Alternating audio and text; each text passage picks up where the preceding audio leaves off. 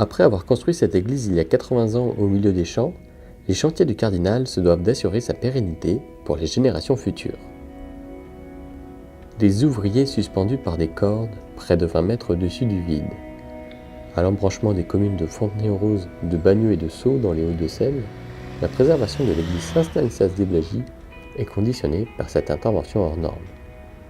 On est là surtout sur la préservation du patrimoine et surtout la préservation du bâti.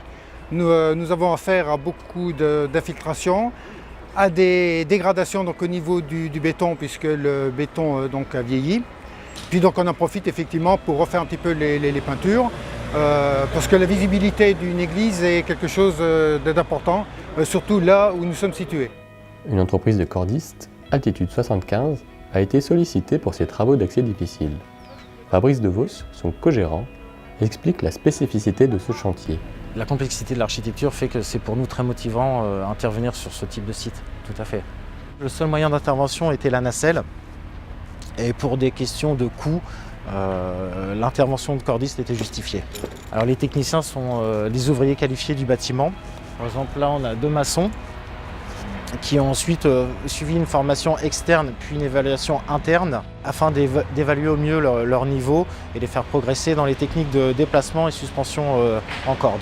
Pendant l'intervention, les techniciens doivent faire un audit général et me rapporter via un rapport photographique tous les désordres qu'ils peuvent constater sur la toiture ou sur les éléments de façade que je puisse rapporter à l'évêché ainsi qu'à l'architecte.